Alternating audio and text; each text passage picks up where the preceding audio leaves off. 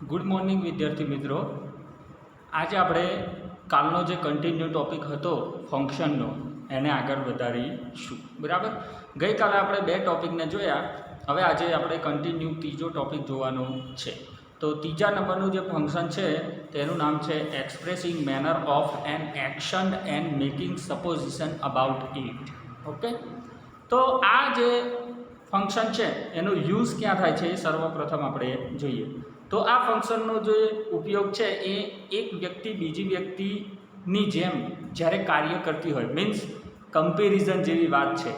તમે કોઈ વ્યક્તિ કામ કરતું હોય એની કોપી કરવાની ટ્રાય કરતા હોય, બરાબર, ત્યારે તે થાય છે. જો ઉપર લખેલું જ છે આ ફંક્શનનો ઉપયોગ એક વ્યક્તિ બીજી વ્યક્તિની જેમ જ્યારે કાર્ય કરતી હોય ત્યારે થાય છે. કોઈ વ્યક્તિ એક કામ કરતું હોય ને એવું જ કાર્ય તમે કરો, કમ્પેરિઝન જેવી વાત થઈ છે અહીંયા, બરાબર. તો જ્યારે કોઈ વ્યક્તિ બીજી વ્યક્તિ જેવું કાર્ય કરવાનો પ્રયત્ન કરે કે દેખાવ કરે ત્યારે આ ક્રિયા દર્શાવવા માટે આ લેંગ્વેજ ફંક્શનનો ઉપયોગ થાય છે. ઓકે, તો આની અંદર શું છે, જો લેંગ્વેજ આઇટમ આપણે દરેક ફંક્શનમાં મેઇન છે. આની અંદર એઝ છે, લાઇક છે, એઝ ઇફ છે અને એઝ ધ છે, બરાબર. મોસ્ટ ઓફ દરેક ફંક્શનની અંદર 3-4 જ શબ્દ છે, અમુક જ ફંક્શનમાં વધારે શબ્દો છે. તો તમારે આ જે લેંગ્વેજ આઇટમ છે એ ખાસ તૈયાર કરવા પડશે એ હું વારે ઘડીએ કહું છું, બરાબર. હવે એનું ફોર્મ શું છે, means structure. Expressing manner of an એક્શનમાં શું આવશે, ખાલી જગ્યા પ્લસ લાઇક પ્લસ નાઉન આવશે, અને એઝ ખાલી જગ્યા એઝ પ્લસ કર્તા પ્લસ ક્રિયા, બરાબર. આ ફંક્શન તમને એક્ઝામ્પલમાં દેખાશે. અને making supposition about an action, એની અંદર શું આવશે, જો ખાલી જગ્યા એઝ ઇફ પ્લસ કર્તા પ્લસ વર પ્લસ ખાલી જગ્યા, અને સેકન્ડ જોઈએ તો ખાલી જગ્યા એઝ ધો કરતા અને વર આવશે, બરાબર, અને ખાલી જગ્યા. તો આ રીતના તમારે આ ફંક્શનને ધ્યાનમાં રાખવાના છે. સ્ટ્રક્ચર જે છે બોક્સમાં મૂકેલા એને દરેક જગ્યાએ તૈયાર કરવાના. ઓકે, હવે એનું એક્ઝામ્પલ જોઈએ. My child painted the room like an expert. Means આનું ટ્રાન્સલેશન શું થાય છે કે મારો જે બાળક છે એ એક્સપર્ટની જેમ રૂમ પેઇન્ટ કરે છે, બરાબર. Painted the room like expert. Like expert એટલે કોઈ એક્સપર્ટે જાણે કે રૂમને પેઇન્ટેડ કરી હોય એ રીતના અહીંયા ચાઇલ્ડ બાળકની કમ્પેરિઝન કરી છે પેઇન્ટ કરવા સાથે, બરાબર, કોઈ એક્સપર્ટની સાથે. Shiv plays football as if he were Ronaldo, બરાબર. શિવ ફૂટબોલ રમે છે જાણે કે તો રોનાલ્ડો હતો. હવે રોનાલ્ડોનું નામ જે છે એ ફૂટબોલમાં બહુ આગળ પડ્યું છે, બરાબર. તો કોપી કેવી કરે છે, શિવ જાણે કે રોનાલ્ડો હોય ને એમ ફૂટબોલ રમે છે એવી વાત છે. અને આપણા ઉપરના યુઝમાં લખેલું છે કે આ ફંક્શનનો ઉપયોગ કોઈ એક વ્યક્તિ કોઈ કાર્ય કરતી હોય ને તે કાર્યને દર્શાવવા જેવું થાય છે. ઓકે, ત્રીજું સેન્ટેન્સ શું છે, the clerk behaves as though he were the boss of the office. Means ક્લાર્કનું વર્તન કેવું છે, જાણે કે તે પેલો બોસ હોય તેમ. એટલે એનો મતલબ શું થયો, બોસનું કામ કેવું છે ભાઈ, ઓર્ડર આપવાનું ના અંતે બધું. તો ક્લાર્કનું પણ કામ, ક્લાર્ક પણ જાણે કે બોસ હોય ને એવી કોપી કરે છે, બરાબર. બિહેવ વર્તન એનું એવું છે. તો આ રીતના અલગ અલગ બધા સેન્ટેન્સ આપેલા છે. બીજા નંબરનું સેન્ટેન્સ સિક્વન્સ જરા એ થઈ ગઈ છે, પણ આ સાઈડ બીજા નંબરનું સેન્ટેન્સ હતું એ જો. The student brought the answer as they were told. Student answer એ રીતના લખ્યા હતા જાણે કે એમને કોઈકે કહ્યું હોય, બરાબર. એ કોપી કરી હોય, કોપી કરાવી હોય એ રીતના. Niketa sings as if she were Palak Muchhal. Niketa એ રીતના સોંગ ગાય છે જાણે કે તેની પલક મુચ્છલ હતી, બરાબર. પલક મુચ્છલ પણ નામ એક સિંગરમાં બહુ આગળ પડતું છે. એટલે આમાં શું છે, કોઈ મહાન વ્યક્તિઓ હોય ને એની કોપીનું વધારે બતાવવામાં આવેલું હોય છે. તો આ રીતના નીચે આપણે જોયું કે લેંગ્વેજ આઇટમની અંદર બધું જે ક્લાસિફિકેશન આપણે કર્યું એક્ઝામ્પલ દ્વારા, બરાબર. હવે એને આપણે એમસીક્યુ સ્વરૂપે કેમનું આવે છે એ આપણે આગળના સેન્ટેન્સમાં જોઈશું, બરાબર. 25 પછી નંબર આવશે 26. તો જો અહીંયા એક્ઝામ્પલ આપણે જોઈએ એટલે તમને ખ્યાલ આવશે. ભાવેશ, પહેલા નંબરનું એક્ઝામ્પલ શું છે કે Bhavesh how does the perform on the stage. Okay, ધ્યાન રાખજો. ભાવેશ એવું કહે છે કે how does he perform on the stage. તે સ્ટેજ ઉપર કેવું પરફોર્મ કરશે. તો સપોઝિશન ઓફ એન એક્શન. તો એમાં શું આવશે, he perform as dance very well, બરાબર. He dance as well as Michael Jackson, અને he dance as if he were Remo D'Souza, અને he dance as he is Prabhu Deva. તો આની અંદર તમારા જે આન્સર છે એ કયો લાગુ પડે છે? જો he dance as if, as if જે શબ્દ છે ને એ આગળના ફંક્શનમાં આપેલો છે, બાકી બીજા બધા નથી આપેલા. એઝ નથી આપેલો, એઝ ખાલી ચોથામાં શું છે? ખાલી એઝ છે. ત્રીજામાં એઝ ઇફ છે, બીજામાં શું છે? એઝ વેલ એઝ છે, અને પહેલામાં કંઈ એવો વર્ડ છે નહીં. તો એઝ ઇફ શબ્દ જે છે એ તમારો સીમાં આવેલો છે. જો એવું હોય તો પેન્સિલ લઈને અંડરલાઇન કરી દેવાની. એઝ ઇફ શબ્દ જે છે ને એ તમારો ક્યાં આપેલો છે? એની અંદર 4 જે મેઇન ફંક્શન છે ને તમારા ત્યાં. તો એઝ ઇફ શબ્દ લાગે છે તમને કે he dance as if he were Remo D'Souza. એ ડાન્સ એવો કરે છે કે જાણે કે રેમો ડિસોઝા હોય. બરાબર, રેમો ડિસોઝા ડાન્સ કરતો હોય ને એવો એ ડાન્સ કરે છે. એટલે રેમો ડિસોઝા જે છે એ પણ ડાન્સમાં આગળ પડતું નામ છે. આમ તો ત્રણે ત્રણ પેલા જે છે એ આગળ પડતા જ નામ છે, માઇકલ જેક્સન, પ્રભુદેવા અને રેમો ડિસોઝા. પણ જે તમારો લેંગ્વેજ આઇટમ છે ને એ તમને એ 3 સેન્ટેન્સમાં દેખાવવી જોઈએ. તો એ દેખાતી હોય ને એવું શબ્દ એક જ છે અને એ છે એઝ ઇફ. બરાબર, તો આના ઉપરથી તમને આટલો ખ્યાલ આવ્યો. બીજું સેન્ટેન્સ શું કહે છે? જો જનિત એવું કહે છે કે Deepti and Sheetal are obedient student. Obedient એટલે કેવું? આમ પરફેક્ટ સ્ટુડન્ટ છે. બરાબર, તો જનક આઈ એગ્રી ખાલી જગ્યા મેનર ઓફ એન એક્શન. તો દીપ્તિ એવું કહે છે, દીપ્તિ બરાબર શું કહે છે? દીપ્તિ જો Deepti is an obedient as Sheetal.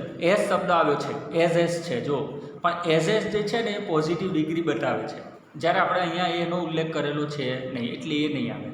Sheetal is more obedient than Deepti. More અને ધેન આવ્યું, એ પણ ડિગ્રી ઓફ કમ્પેરિઝન છે. તો એનો પણ ઉલ્લેખ આપણે અહીંયા લેંગ્વેજ ફંક્શનમાં કરેલો નથી, એટલે એ અને બી તો આવશે જ નહીં.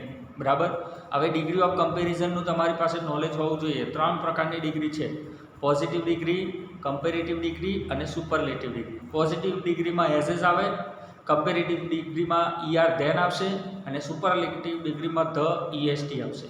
તો પહેલી ડિગ્રી જે છે આપણી એઝ વાળી પોઝિટિવ છે, બીજી છે મોર ઓબિડિયન્ટ ધેન. મોર અને ધેન આવ્યું એટલે કમ્પેરેટિવ છે. હવે આપણે બીજા 2 જોવાના છે. ચલો, 2 તો સાઈડમાં નીકળી ગયા છે, તો બીજા 2 કયા રહ્યા? I agree they work as they are told, અને બીજું છે they work as if they were obedient. તો ડી જે ઓપ્શન છે તમારું એ સાચું આવશે, એઝ ઇફ વાળું. બરાબર, તો આ રીતના તમારે આગળ વધવાનું છે. હવે તમારે શું કરવાનું છે? જો હું સ્ક્રીન શેર કરું કે ના કરું, તમે જ્યારે વિડીયો જોતા હોવ ત્યારે પોઝ કરી દેવાનું. પોઝ કરીને જે છે ને આ સ્લાઇડ આપેલી જ છે મેં, જો બરાબર, એને તમારે શું કરી દેવાનું? પોઝ કરીને એક્સરસાઇઝ લખી દેવાની. હું અંદર ઉલ્લેખ કરી દઈશ, અને એવું હશે તો હું ફોટા પણ ગ્રુપમાં મોકલી દઈશ. બરાબર, એનું ટેન્શન નહીં લેવાનું. એક્સરસાઇઝ તમારી રીતે કરી દેજો તો જ તમને ખબર પડશે. જો આ એક એક્સરસાઇઝ ચાલુ થાય છે, એમાં 1 થી 10 સેન્ટેન્સ છે. બરાબર, 10 સેન્ટેન્સ લખો એટલે તમને ઘણું બધું આવડી જાય. ઓકે, ચલો હવે આપણે આગળ હું ફોટા મોકલી દઈશ. નેક્સ્ટ નંબરનું જે પ્રોસેસ છે તે શું છે? Describing process door not important. હવે આ લેંગ્વેજ જે છે, આ ફંક્શન છે ને હું તમને પછી સમજાવીશ. એનું કારણ શું છે કે તમને હજુ એક્ટિવ પેસિવ આવડતું નથી. બરાબર, એક્ટિવ પેસિવ મારે આના પહેલાં તમને શીખવવું પડે. એટલે એક્ટિવનું પેસિવ 12th વાળાને તો આવડે છે, પણ 11th વાળાને નહીં આવડે. બરાબર, થોડું આવડતું હશે. બરાબર, તો આ જે 4 નંબરનું તમારું છે એને આપણે હમણાં સાઈડમાં રાખીએ છીએ, અને નેક્સ્ટ નંબરનું આપણે જોઈએ છીએ. બરાબર, 5મા નંબરનું જે તમારું જે છે ફંક્શન, એની ચર્ચા આપણે કરીએ અત્યારે. 4થા નંબરનું જે છે એને લેફ્ટ રાખીએ છીએ. એક્ટિવ પેસિવ શીખવીશ ત્યારે હું એને તમને કવર કરાવી દઈશ. એક્ટિવ પેસિવ સિવાય નહીં ક્લિયર થાય. હવે સિન્થેસિસ એક્સપ્રેશન. સાયન્થેસિસનો મતલબ થાય છે કન્જક્શન કરવું. બરાબર, હવે આમાં શું છે? યુઝ એટલે શું? સાયન્થેસિસ એટલે કે એકત્રીકરણ. અલગ અલગ વાક્યને જોડીને છે ને એક જ વાક્ય બનાવવું. હવે 2 વાક્યને જોડવા માટે તમારે શું કરવું પડે? 2 વાક્યને જોડવા માટે તમારે યોગ્ય કન્જક્શન, નાઉન, ક્લોઝિસ, આ બધા જે વર્ડ્સ છે એનો ઉપયોગ કરવો પડે. બરાબર, જ્યારે વાક્યને જોડવાની વાત આવે ત્યારે ઘણી બધી રીતે વાક્ય જોડી શકાય. બરાબર, અને એ લેંગ્વેજ આઇટમમાં નીચે આપેલું છે. તો આ ફંક્શનના ઉપયોગ માટે લેવામાં આવતી લેંગ્વેજ આઇટમને સીમિત રાખી શકાય નહીં. બરાબર, આમાં કોઈ એવા વર્ડ્સ નથી. બરાબર, પણ તે છતાં પણ જોઈએ તો ઘણી બધી અલગ અલગ રીતો છે. જેમ કે 2 નાઉન ક્લોઝને જોઈન કરાય, ધેટથી જોઈન કરાય, ઇફથી જોઈન કરાય, વાયથી, હાવથી, વરથી, બટથી, એક્સેટ્રા. શોર્ટમાં કન્જક્શન ઘણા બધા આવે, અહીંયા બધા લખેલા નથી, પણ આપણને કન્જક્શન ખબર જ છે, and, but, or, otherwise, neither nor, either nor, 29 જેટલા કન્જક્શન છે જે 10મામાં બધા ભણેલા જ છે, બરાબર. અને કન્જક્શન તો ક્લિયર થયું. હવે એનું એક્ઝામ્પલ જો, I am confuse about how your child got the first rank, બરાબર. અબાઉટ શબ્દ આવ્યા, આમાં કોઈ એવી લિંક નથી, આમાં કોઈ એવી લેંગ્વેજ ફંક્શનની આઇટમ નથી કે તમને ખબર પડે. કન્જક્શન છે, I am confuse about how your child got the first rank, આમાં અબાઉટ છે conjunction. Do you know that tomorrow is a holiday, that શબ્દ આવ્યો એટલે એ કન્જક્શન છે, બરાબર. આ રીતના તમારે ક્લિયર કરવું પડશે, આના સિવાય કોઈ ઉકેલ છે નહીં. હવે આપણે આના છે ને એક્ઝામ્પલ જોઈએ. જો મેન એક્ઝામ્પલ જે છે પેલા MCQS વાળા તે જોઈએ. તો કુશ એવું કહે છે કે how is my sons study, what about his progress. Kush એવું કહે છે કે મારા જે છોકરો છે એનું ભણતર કેવું છે અને એની પ્રોગ્રેસ વિશે શું છે. તો જોય શું કહે છે ખબર, your son is very clever, he will get good result. હવે જો આની અંદર શું છે કે એ લોકોએ લખેલું જ છે કે બે વાક્ય છે એટલે બે વાક્યમાં તો કન્જક્શન લાગુ પડતું જ નથી, બરાબર.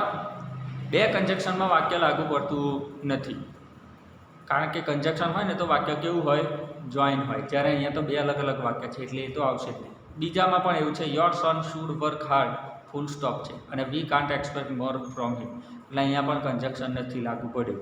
કન્જક્શન લાગુ પડે તો સ્વાભાવિક વસ્તુ છે કે એ વાક્ય જોઈન્ટ જ હોય, બરાબર. બીજા બે વાક્ય નીચેના છે ને એ જોઈન્ટ છે, જો, બરાબર. પણ એમાંથી આપણે પુરવાર કરવાનું છે કે કન્જક્શન કયું છે. યોર સન, SON આવે, SOUN લખેલું છે, બરાબર. આપણે સ્પેલિંગ મિસ્ટેક છે જરા. Your son grasp very fast and શબ્દ આવ્યો, એન્ડ શું છે, કન્જક્શન છે. And his progress is up to the mark. ખાલી હમણાં આપણે માઇન્ડમાં રિમાઇન્ડ રાખો, પછી નીચેના વાક્યમાં પણ કોઈ કન્જક્શન આવે છે કે નહીં એ જુઓ. You should take care of him at home. જો આમાં તમને કોઈ કન્જક્શન નથી દેખાતું, એટ છે, એટ એ શું છે, પ્રિપોઝિશન છે, બરાબર. તો સ્વાભાવિક વસ્તુ છે કે ઉપરના બે તો એકદમ કેવા છે, અલગ અલગ વાક્યો છે, એમાં તો કોઈ કન્જક્શન છે જ નહીં, કારણ કે વાક્ય અલગ છે એટલે કન્જક્શન ક્યાંથી આવ્યું. બીજામાં પણ એવું છે ને પહેલામાં પણ એવું છે. ચોથાની અંદર શું છે, કોઈ કન્જક્શન છે જ નહીં, એટ છે એ શું છે, પ્રિપોઝિશન છે. તો બચ્યું એક જ, અને એની અંદર પણ તમને એન્ડ દેખાઈ આવે જ છે, એટલે એનો સાચો આન્સર શું છે, એન્ડ છે. એટલે સી તમારું સાચું છે, બરાબર. ચલો બીજું વાક્ય કયું છે, Akshay. With whom are you going to Manali, કોની સાથે તમે મનાલી જશો. ફોર હાઉ મેની ડેઝ, અને કેટલા માટે. જો આમાં તમને ગુજરાતી બંધ ના બેસતું હોય તો કોઈ ટેન્શન લેવાની જરૂર છે નહીં, બરાબર. તમારે ખાલી લેંગ્વેજ ફંક્શન આવડવી જોઈએ આની અંદર, તો ક્લિયર થઈ જશે કામકાજ. તો શું છે, we are going to Manali અને we will go with our friends. હવે ઉપરના વાક્ય જેવી હાલત થઈ છે અહીંયા જો. Perhaps we will stay there for 10 days, બરાબર. ત્રણ વાક્ય અહીં તો અલગ અલગ આપેલા છે અને કન્જક્શનના તો કંઈ ઠેકાણા છે જ નહીં આની અંદર, એટલે આ તો હાવ કેન્સર છે, પહેલું તો આવશે જ નહીં. કન્જક્શનનો મતલબ શું થાય છે, વાક્ય એક જ હોય, સિંગલ હોય, એને કન્જક્શનથી જોઈન કરેલું હોય. જ્યારે અહીંયા તો ત્રણ સેન્ટેન્સ છે એટલે એ આવશે નહીં, પહેલું તો કટ જ કરું. બીમાં શું કહે છે, we are not going to anywhere. હવે અહીંયા પણ કોઈ કન્જક્શન તમને દેખાતું નથી એટલે એ પણ નહીં આવે. અને we are going to Manali with our friend for 10 days. અહીંયા જુઓ, અહીંયા વિથ જે છે એ લાગુ પડે છે, બરાબર. વિથ એટલે સાથે, કન્જક્શન જોઈન કર્યું છે. My friend are going to Manali. હવે આ વાક્ય છે ને એકદમ સાદું છે, my friend are going to Manali, આમાં કોઈ કન્જક્શન નથી, એટલે આનો આન્સર પણ શું આવશે, તમારે સી આવશે, બરાબર. આ રીતના તમારે શીખવાનું છે. વિથવાળું સેન્ટેન્સ જે છે સી એ આવશે. તો આની પણ એક્સરસાઇઝમાં આપણે કેટલા સેન્ટેન્સ છે, 5 જેટલા છે. તો એ 5 તમારે લખવાના છે, બરાબર. હોમવર્ક સેન્ડ કરવાનું છે. હું તમને ફોટા મોકલું એમાં તો લખીશ જ કે હોમવર્ક આટલા વાક્યનું લખો, પણ તમને મેં જે વિડીયોમાં સમજાવ્યું છે ને, વિડીયો પૂરેપૂરો જોશે ને એને જ ખ્યાલ આવશે, બરાબર.